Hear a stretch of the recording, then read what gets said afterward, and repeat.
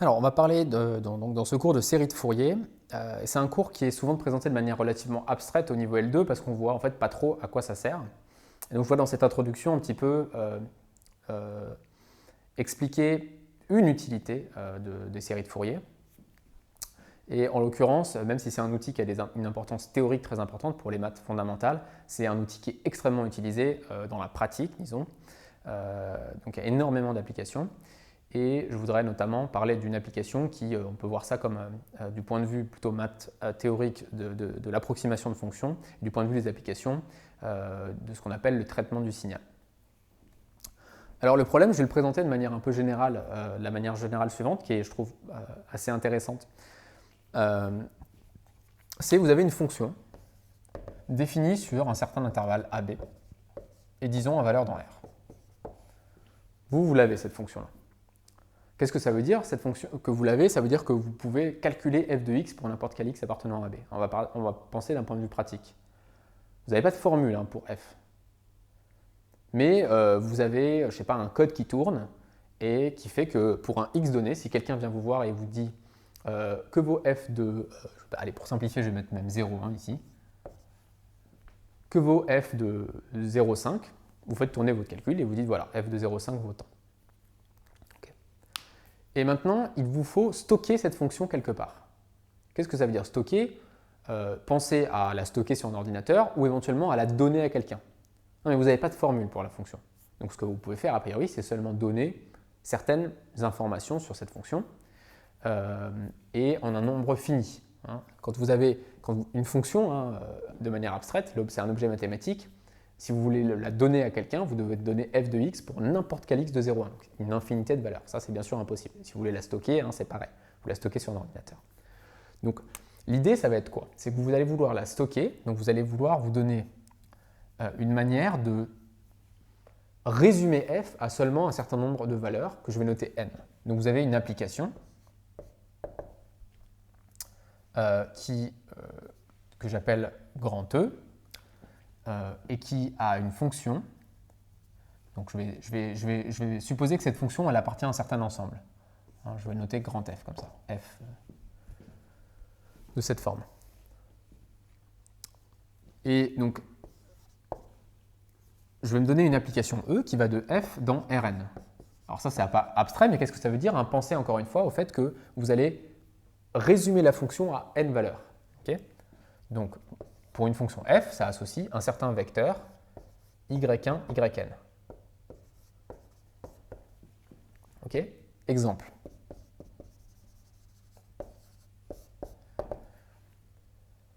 Par exemple, vous pouvez vous dire, une bonne manière de coder une fonction, c'est de donner sa valeur justement en un certain nombre de points qui couvrent l'intervalle 0,1, qui le couvrent pas trop mal. Par exemple, équidistant.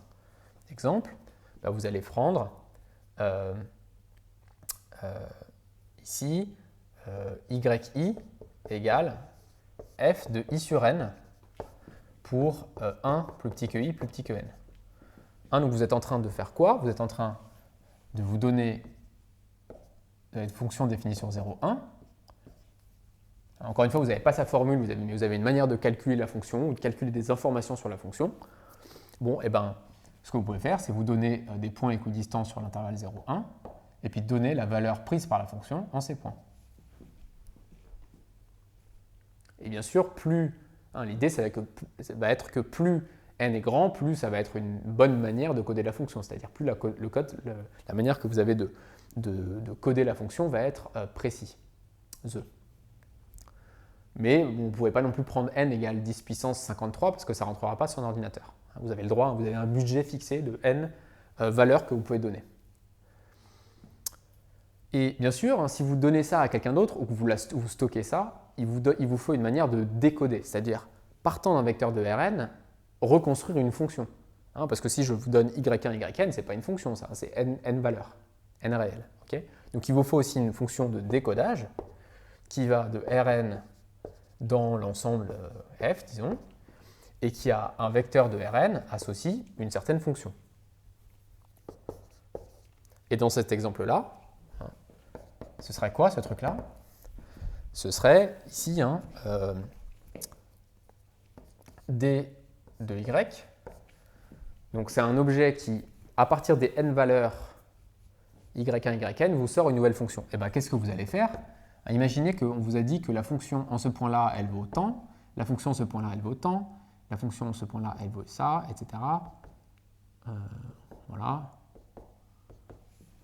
Vous avez ces valeurs-là. Bon, bah, une manière très simple de coder ça comme une fonction, c'est de dire je prends la fonction qui est constante par morceau et qui prend ces valeurs-là sur les intervalles. Donc voilà ce que ce serait la fonction. Alors, du coup, il faudra peut-être le mettre comme ça.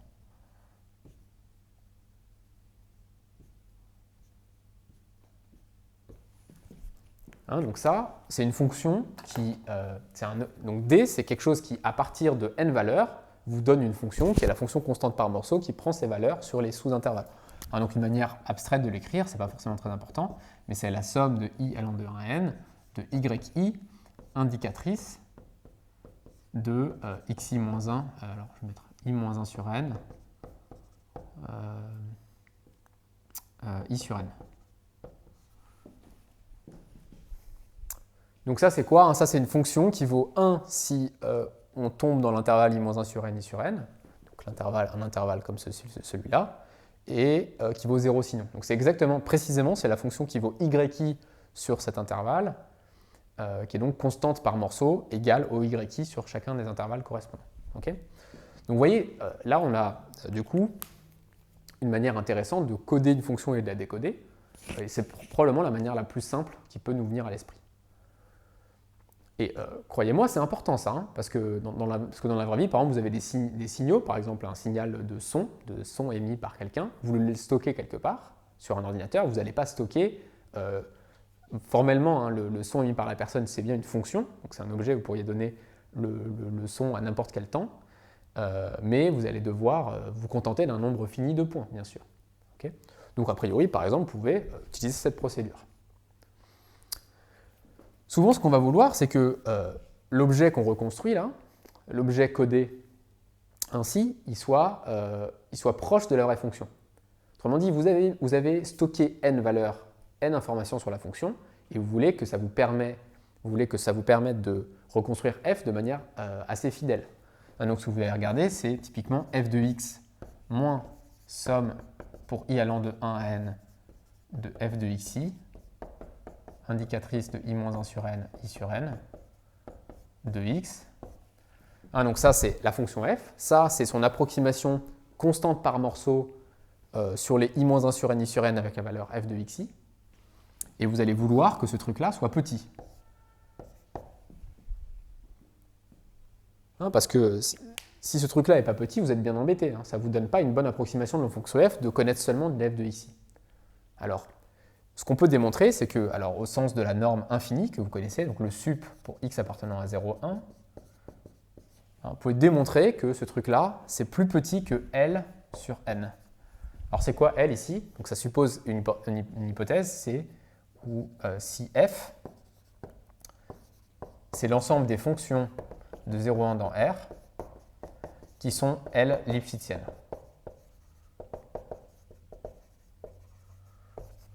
L lipschitzienne, ça veut dire pour tout xy, f de x moins f de y est plus petit que L de x, L fois x moins y. Donc c'est quoi ce genre de fonction-là? C'est des fonctions telles que si deux points sont à une certaine distance l'un de l'autre, valeur absolue de x moins y, eh bien la distance des images ne peut pas être plus que L fois la distance des points. Okay, bien sûr, c'est une information qui est nécessaire pour dire que, qui est assez naturelle, pour dire que si on vous donne seulement l'approximation de f par cette fonction constante par morceau, vous avez quelque chose de proche de f. Imaginez que je vous donne des points, et je vous dis c'est censé approcher une fonction au point xi. Si en plus de ça, vous ne me donnez pas une information dite de régularité sur la fonction, c'est-à-dire que la fonction ne fait pas des trucs complètement délirants, je ne sais pas, qu'elle ne peut pas prendre des valeurs arbitrairement grandes, j'ai aucune information sur ce que peut valoir la fonction en ce point-là. Si vous ne me dites pas, non, mais la fonction ne varie pas trop violemment, j'ai aucune manière de reconstruire la fonction juste avec ça. Mais voilà, une hypothèse assez naturelle, c'est de dire, mais la fonction justement ne varie pas trop violemment, elle amplifie les écarts de au plus grand L, c'est ça, être L lipschitzien, et donc vous voyez que dans ce cas-là, on pouvait démontrer ce truc-là, vous avez que l'écart entre la approximation constante par morceau de f et f, c'est au plus en L sur n. Et donc ça, c'est un résultat important parce qu'il vous dit que à mesure que n augmente, l'écart entre f et son approximation diminue et à la vitesse 1 sur n. Ok. Donc ça, c'est une grande question. Hein. C'est comment choisir une manière de coder une fonction de manière de coder une fonction tout en s'assurant que l'écart entre la fonction et le truc qui est censé l'approcher à partir des n valeurs soit petit. Et si possible, de plus en plus petit quand n augmente, et si possible, très rapidement. Donc 1 sur n, en fait, c'est pas génial. Et notamment, ce qui est un peu frustrant dans cette approche, c'est que finalement, si d'un seul coup, je vous donne plus que ça, je vous dis par exemple la fonction, ça ce sera vrai si la fonction est C1. Mais si maintenant je sais que la fonction est quand même très régulière, quelque chose d'un peu plus fort sur ses variations, elle est C2 ou même C57, elle est très très régulière. Elle ne peut vraiment pas faire des gros pics, par exemple. Bah, en fait, vous ne pouvez pas faire beaucoup mieux que ça. Ça, c'est un peu frustrant, vous ne pouvez pas faire mieux que L sur N, en fait. Il faut le démontrer, c'est pas évident, mais voilà, il faut me croire. Donc, vous pouvez me dire, bah voilà, c'était fini, hein, le problème de coder une fonction, on donne sa valeur en les points f de xi ou en les points équidistants. Bah, la réponse est non, c'est pas forcément la meilleure chose à faire. Et puis sans parler du fait des situations où, par exemple, on ne veut pas coder une fonction, un signal unidimensionnel comme du son, mais par exemple une image. Hein, une image, finalement, c'est quoi une image d'un point de vue disons, mathématique? C'est vous allez donner la valeur, si vous pensez une image en noir et blanc, la valeur de noir ou de blanc, hein, qui est une valeur entre 0 et 1, disons, ou entre 0 et 100. 100, ça veut dire blanc, 0, ça veut dire noir, et vous avez toutes les valeurs continues entre les deux. Bah, c'est une application qui va de, si j'appelle ça oméga, hein, cet ensemble, ce carré, qui va de oméga dans 0, alors je vais dire dans R, hein, mais ici, c'est le niveau de noir ou blanc de chaque point de oméga. Hein, donc c'est une application qui va en gros d'un ensemble de R2 dans R. Voilà. Vous voyez ça aussi, hein, quand vous stockez une image, que vous compressez une image, il y a ces questions d'approximation de fonctions qui sont derrière en fait, hein, et même des résultats obtenus, enfin de méthodes développées par des mathématiciens. Ok, donc vous pouvez me dire, bon, quel est le rapport avec les séries de Fourier? Alors, un rapport, ça vient justement du fait que le 1 sur n, c'est un peu frustrant, parce que si on suppose plus de régularité sur f que juste Lipschitzien ou continu, ou C1, bah en fait, ça ne s'améliore pas, ça, ce qui est un peu frustrant. On aimerait que l'approximation que l'on fait de f, disons la reconstruction qu'on fait de f à partir des n données, s'améliore très rapidement quand n augmente. Parce que comme ça, on est content, on n'a pas besoin de prendre n très grand. Ça prend moins de place à stocker. Et ben, les séries de Fourier, c'est une méthode pour faire ça. Sous des hypothèses, alors ça va plus être des fonctions qui sont Lipschitz, mais il va falloir demander des choses en plus aux fonctions, il va falloir leur demander de la périodicité. Donc ça sera l'objet du cours d'expliquer un petit peu ce qui se passe, mais le cours va nous dire la chose suivante, il va nous dire qu'en fait, on a, en un certain sens, f de x est à peu près la somme pour n allant de 0 à plus l'infini de an cosinus nx plus bn sinus nx. Donc bien sûr, les séries de Fourier vont faire intervenir les séries de fonctions parce qu'on va avoir des séries de fonctions. Donc c'est un résultat absolument fondamental des mathématiques et assez incroyable qui dit qu'une fonction, et on va voir pour quelle fonction ce résultat s'applique, en fait c'est même égal avec certaines hypothèses, s'écrit comme une somme infinie de cosinus et de sinus. Et bien sûr ici les an dépendent de f. An de f, bn de f, sinus nx. Donc toute fonction, vous pouvez la reconstruire à partir juste de cosinus et de sinus. Okay. Et donc vous voyez que ça donne une méthode assez intéressante. Ça dit, pour stocker une fonction f, ça dit, bah tiens, comme s'il y a cette égalité, une manière de résumer f, c'est de donner par exemple les grands n premiers coefficients. Hein, donc je vais donner an de f, alors je vais peut-être rappeler ça k du coup, k à k cosinus kx, bk sinus kx. Donc voilà, croyez-moi, on va voir un petit peu dans le cours que ce résultat-là est vrai sous certaines hypothèses, en un certain sens. Voilà, on va vraiment parler de cette égalité que j'ai écrite ici. Mais donc du point de vue de l'approximation, ce résultat il dit que si vous donnez les AK de f pour, par exemple, et les BK de f pour k allant de 0 à n, donc là, ce n'est pas n coefficients, ici, c'est 2n plus 2. Alors en fait, il y en a 2n plus 1, parce que le coefficient B0, ici, il n'a aucune importance, puisque sinus de 0, ça fait 0, et donc en fait, le B0 n'a aucune importance. Mais donc, ça ne change pas grand-chose. Hein. ce résultat d'approximation suggère qu'une bonne manière de coder une fonction f, ou en tout cas une manière alternative, c'est de lui donner ses coefficients ak de f, bk de f, et de donner par exemple les n premiers, hein, il y en a une infinité, hein, on ne peut pas tous les donner, on va en donner un nombre fini, n. Et l'opération de décodage, hein, ça va être quoi? Ça va être de dire, ah bah f c'est à peu près égal, et donc là c'est vraiment à peu près égal, la somme de k égale 0 à n de cette somme. Donc au lieu de mettre une infinité de cosinus et de sinus qui me permettent de reconstruire exactement la fonction, j'en mets un nombre fini et donc ça va à peu près être égal. Alors on ne va pas du tout avoir des résultats très fins qui nécessitent plutôt des résultats que vous verriez plutôt au niveau master. Mais il y a des résultats qui disent qu'en fait, si la fonction est périodique, qu'elle est de plus en plus régulière, là vous gagnez ici. Ce n'est pas seulement 1 sur n, c'est 1 sur n puissance k, où k est lié à la régularité de f, à combien de fois elle est dérivable. Voilà, donc cette introduction, c'est pour vous montrer que ça ne sort pas de nulle part, que cette idée d'approcher une fonction par des cosinus et des sinus, c'est à la base de méthodes notamment pour approcher des fonctions définies sur des espaces de ce style, c'est-à-dire pour des images. Dans ce cas-là, on utilise des opérations plus élaborées qui s'appellent les ondelettes. Donc ça, c'est quelque chose qui a été développé par plusieurs mathématiciens, y compris d'ailleurs des mathématiciens français, notamment un mathématicien français qui s'appelle Yves Meyer. Pour pouvoir comprendre ces objets-là qui sont plus compliqués, d'un niveau plus avancé, il faut commencer par les séries de Fourier. Les séries de Fourier, c'est vraiment la base de ce qu'on appelle justement, d'un point de vue disons, plus appliqué, le traitement du signal, et d'un point de vue plus théorique, disons, l'analyse harmonique. Et on va s'attacher dans ce cours simplement à expliquer qu'effectivement, une fonction f, elle s'écrit comme une somme infinie de cosinus et de sinus, en un certain sens à préciser, et sous certaines hypothèses sur la fonction f.